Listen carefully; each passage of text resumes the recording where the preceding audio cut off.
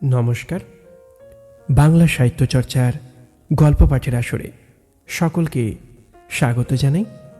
আজকের গল্প পারুল প্রকাশনী থেকে প্রকাশিত সুনীল গঙ্গোপাধ্যায়ের 25টি সেরা রহস্য থেকে আজকের গল্প সেই অদ্ভুত লোকটা। এক একটা মানুষের কিছুতেই বয়সটা ঠিক বোঝা যায় না। 40ও হতে পারে, 65 হতে পারে। ঠিক এই রকমই একটা লোক বসে থাকে পার্ক সার্কাস ময়দানে প্রত্যেক শনিবার। লোকটি পরে থাকে একটা সরু পাজামা আর একটা রং চঙে জোব্বা, মুখে কাঁচা পাকা দাড়ি, চোখে কালো চশমা, মাথায় একটা চ্যাপ্টা টুপি। গনগনে রোদের মধ্যেও লোকটি পার্কের বেঞ্চে দুপুরবেলা বসে থাকে, এক দৃষ্টে চেয়ে থাকে ঘাসের দিকে। স্কুল থেকে বাড়ি ফেরার সময় দীপু মাঝে মাঝে পার্ক সার্কাস ময়দানের ভেতর দিয়ে শর্টকাট করে। লোকটিকে দেখে দীপুর কেমন যেন অদ্ভুত লাগে। একই রকম পোশাক, প্রত্যেক শনিবার ঠিক একই জায়গায় বসে থাকে কেন এই মানুষটা? সবসময় ও একলা থাকে, কেউ ওর পাশে বসে না। একদিন ছুটির পর বৃষ্টির মধ্যে স্কুল থেকে বেরিয়েছে দীপু। পার্কের রেলিং টপকে দৌড় লাগাতে গিয়েই আছাড় খেয়ে পড়ল। তাড়াতাড়ি উঠে ছড়িয়ে পড়া বইপত্রগুলো গুছিয়ে নিচ্ছে। এমন সময় দেখল একটু দূরের বেঞ্চে সেই দাড়িওয়ালা কালো চশমা পরা লোকটা তাকিয়ে আছে তার দিকে। দীপুর সঙ্গে চোকাচোকি হতেই লোকটা হাতছানি দিয়ে তাকে কাছে ডাকল। দীপুর এখন মোটেই বৃষ্টিতে ভিজতে ভিজতে লোকটার সঙ্গে কথা বলার ইচ্ছে নেই। কিন্তু এই লোকটাই বা শুধু শুধু এখানে বসে বৃষ্টিতে ভিজছে কেন? দীপুর কৌতূহল হলো। সে এগিয়ে গেল লোকটার কাছে।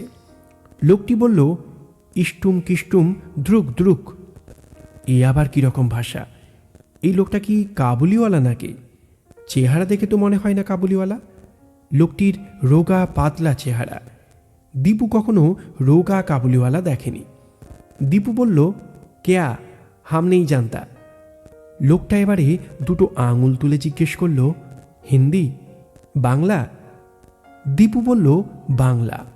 এবারে লোকটা ভাঙা ভাঙা উচ্চারণে বলল, বেশ কথা, আমি বাংলা জানে। এই লিজিয়ে খোকা বাবু চকলেট খাও। লোকটা জোব্বার পকেট থেকে একটা আধ ভাঙা চকলেটের টুকরো বার করে দীপুর দিকে এগিয়ে দিল। দীপুর হাসি পেল। লোকটা কি তাকে ক্লাস 6-7 ছেলেদের মতো বাচ্চা ছেলে পেয়েছে? ভুলিয়ে ভালিয়ে ঘুমের ওষুধ মেশানো চকলেট খাইয়ে তারপর চুরি করে নিয়ে যাবে? দীপু এখন ক্লাস 9-এ পড়ে। সে ইচ্ছে করলে এই রোগা লোকটাকে ল্যাং মেরে ফেলে দিতে পারে। দীপু বলল, আমি চকলেট খাবো না, আপনি আমায় ডাকলেন কেন? লোকটি চকলেটটা নিজের মুখে ভরে দিয়ে বলল, তোমার নাম তো দীপক মিত্রা আছে, তাই না? দীপু একটু অবাক হলো। লোকটা তার নাম জানল কি করে? লোকটা তার সঙ্গে ভাব জমাতেই বা চাইছে কেন? তবু সে বলল, মিত্রা নয়, মিত্র। আমি আর বৃষ্টিতে ভিজতে পারছি না, কি বলতে চান চটপট বলুন। লোকটা হঠাৎ সারা মুখে হাসি ছড়িয়ে ফেলল। তারপর বলল, তোমাকে আমার খুব ভালো লাগলো। তুমি আমার বাড়িতে যাবে? বেশি দেরি হবে না, স্রেফ আধা ঘন্টা থাকবে। দীপুর মনে হলো এই লোকটা তো তাহলে সত্যিই ছেলে ধরা। দীপুদের স্কুলের কাছে বসে থাকে, ভুলিয়ে ভালিয়ে ছেলেদের নিয়ে যেতে চায়। দীপুদের স্কুলের ক্লাস 8-এর ছেলে অর্ণব সরকার গত মাসে নিরুদ্দেশ হয়ে গেছে। তাকেও কি এই লোকটাই ধরে নিয়ে গেছে নাকি? দীপুর কিন্তু একটুও ভয় হলো না। সে বলল, আমাকে আপনার বাড়ি নিয়ে যাবেন কেন? আমি মাছ খাই না, শুধু মাংস খাই। আলু সেদ্ধ আর ডিম সেদ্ধ একসঙ্গে মেখে খায়, দুধ আর কোকো মিশিয়ে খায়। এসব খাওয়াতে পারবেন? লোকটা হা হা করে হেসে উঠে বলল, বেশ তো, আমি তোমাকে মুরক মুসল্লম খাওয়াবো, ঠান্ডা লস্যি খাওয়াবো, যদি তুমি একটু কাম করতে পারো। ধ্যাত বলে দীপু আবার চলতে শুরু করলো। লোকটা তখন হাসতে লাগলো জোরে জোরে। দীপু আর পেছন ফিরে তাকালো না। একটুখানি যেতে না যেতেই কোথা থেকে একটা মস্ত বড় কুকুর তেড়ে এলো দীপুর দিকে। গলায় বেল্ট বাঁধা একটা অ্যালসেসিয়ান। কারোর বাড়ির পোষা কুকুর হঠাৎ বেরিয়ে এসেছে। দীপু এমনিতে কুকুর দেখে ভয় পায় না, কিন্তু এই কুকুরটা তেড়ে আসছে তার দিকেই। পার্কে আর কোনো লোকজন নেই, কুকুরের সঙ্গে ছুটেও পারা যাবে না। দীপু তাড়াতাড়ি আর একটা বেঞ্চের ওপর উঠে দাঁড়ালো। কুকুরটাও সেখানে এসে যেই দীপুর ওপর ঝাঁপিয়ে পড়তে যাবে, অমনি একটা লাল রঙের দড়ির ফাঁস এসে পড়ল কুকুরটার গলায়। দীপু দেখল সেই কালো চশমা পরা লোকটাই দড়ি ছুঁড়ে কুকুরটাকে বেঁধে ফেলেছে।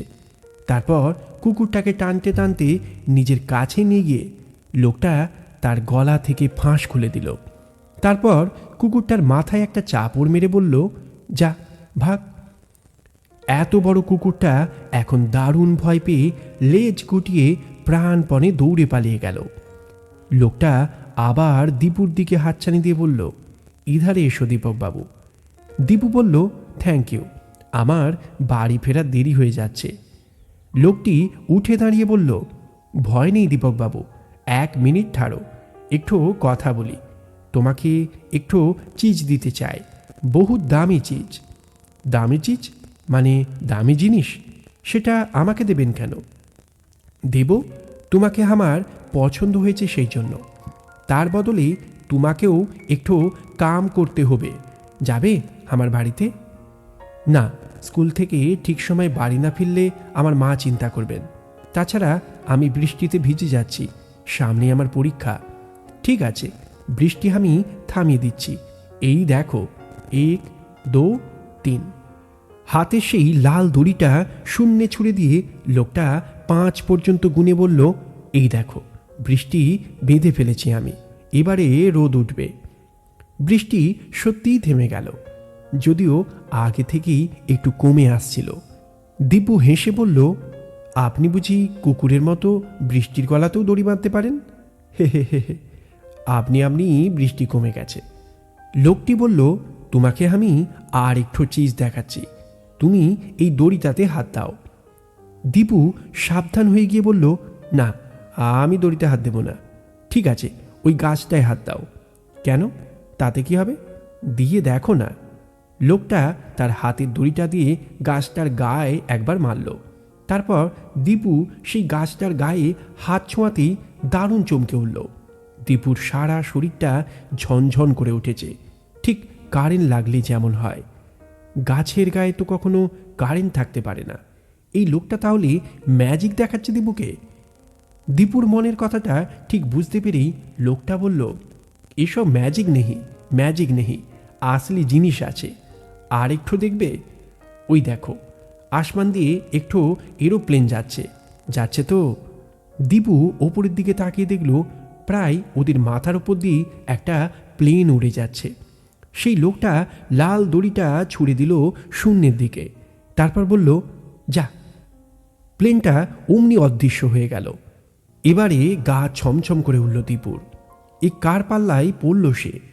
এই সময় পার্কটা এত ফাঁকাই বা কেন? লোকটা যদি দীপুকেও ওই দড়িতে বেঁধে ফেলে?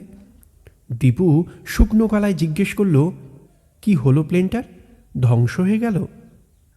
না না, ধ্বংস হবে কেন? তাহলে তো ভিতরের আদমিগুলোও মরে যাবে। আমি তো কোনো মানুষ মারি না, আমি শুধু তোমার আঁখ থেকে মুছে দিলাম এরোপ্লেনটাকে। শোনো দীপকবাবু, আমি তোমাকে যে চিজ দেব বলেছিলাম তা কোনো আনসান চিজ নয়, তোমাকে দেব আসলি চিজ, তা হলো জ্ঞান। তুমি আমার কাছ থেকে এই জ্ঞান যদি নাও, তবে তুমি আন্ধারেও দেখতে পাবে, আগুন লাগলেও হাত পুড়বে না, 3 দিন কিছু না খেলেও ভুক লাগবে না, আরও অনেক কিছু পারবে। ঠিক আছে, শিখিয়ে দিন। আভি তো হবে না, 2-1 ঘন্টা টাইম লেগে যাবে। তার আগে যে তোমাকে একটু কাম করতে হবে। কি কাজ বলুন? তুমি আমাকে একটা দাওয়াই খাবে। দাওয়াই মানে ওষুধ? হ্যাঁ হ্যাঁ, আমার বাড়িতে সেই ওষুধ আছে, খুব দামি হেকিমি ওষুধ। 5 ফোঁটা তাজা রক্ত মিশিয়ে সেই ওষুধ তৈয়ার করতে হয়। 14-15 বছরের বুকের রক্ত, তুমি সেইটুকু রক্ত আমাকে দেবে? রক্ত? হ্যাঁ, মাত্র 5 ফোঁটা। আসলে হয়েছে কি জানো, আমি তো শুধু রোদ্দুর খাই। রোদ্দুর না থাকলেই আমি দুবলা হয়ে যায়, তখন ওই দাওয়াই খেতে হয়। আপনি রোদ্দুর খান? হ্যাঁ দীপকবাবু, আমি কিছু খাবার খাই না। রোদ্দুর খেয়েই আমার শরীর খুব তাজা থাকে। মুশকিল হয় এই বর্ষাকালে, একদিন রোদ্দুরই থাকে না, শুধু মেঘ, শুধু বৃষ্টি, তখন আমি দুবলা হয়ে যাই। আপনি তো ইচ্ছে করলেই বৃষ্টি থামিয়ে দিতে পারেন, বৃষ্টি বন্ধ করে দিয়ে রোদ খাবেন। আরে বাপ রে বাপ, সে কি কখনো হয়? বর্ষাকালে যদি বৃষ্টি বন্ধ হয়ে যায় তবে কত ক্ষতি হবে। চাষবাস হবে না, ধান গম হবে না, কত লোক না খেয়ে মরবে। আমার একেলা সুখের জন্য কি আমি বৃষ্টি বন্ধ করতে পারি? তুমি আমায় একটু দাওয়াই খাইয়ে দাও, স্রেফ 5 ফোঁটা রক্ত। দীপু খানিকক্ষণ হাঁ করে লোকটার মুখের দিকে তাকিয়ে রইল। তারপর আস্তে আস্তে বলল, এখন আপনার বাড়ি যাব, অনেক দেরি হয়ে যাবে। আমার মা খুব চিন্তা করবেন। আমি কাল যদি আপনার বাড়ি যাই, কাল মাকে বলে আসবো যে একটু দেরি হবে। কাল? ঠিক আসবে? হ্যাঁ আসব। আপনি ভাববেন না যে আমি 5 ফোঁটা রক্ত দিতে ভয় পাই। আমি আজকে এখন বাড়ি যাব। তাহলে এসো কালকে। দীপু বারবার পিছনে তাকাতে তাকাতে চলে গেল পার্কটা পেরিয়ে। লোকটা একই জায়গায় দাঁড়িয়ে আছে। বৃষ্টি নেমে গেল আবার।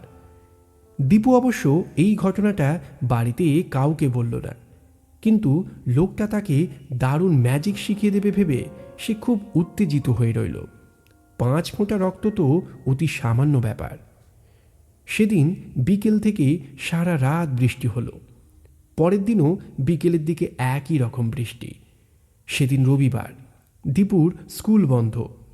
তবু বিকেলের দিকে এক বন্ধুর সঙ্গে দেখা করার নাম করে সে চলে এলো সেই পার্কে। সেই লোকটা নেই। এত বৃষ্টির মধ্যে কেউই পার্কে আসেনি। খানিকক্ষণ অপেক্ষা করে চলে এলো দীপু। এরপর পরপর কয়েকটা দিন চলল খুব বৃষ্টি। আকাশে রোদই ওঠে না।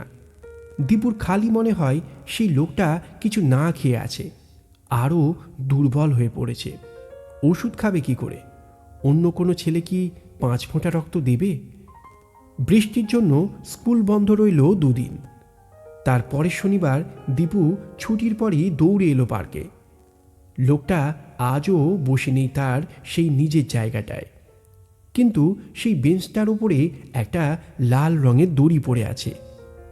এটা কি সেই ম্যাজিকের দড়ি? লোকটা দীপুর জন্যই রেখে গেছে।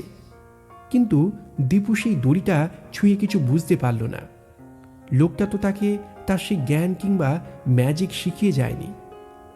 লোকটাকে আর কোনোদিন দেখতে পায়নি দীপু। সুনীল গঙ্গোপাধ্যায়ের 25টি সেরা রহস্য থেকে আজকের গল্প সেই অদ্ভুত লোকটা। আমাদের গল্প পাঠ এখানে সমাপ্ত। গল্প পাঠ ভালো লাগলে চ্যানেলটির সঙ্গে থাকবেন। সঙ্গে থাকার জন্য ধন্যবাদ।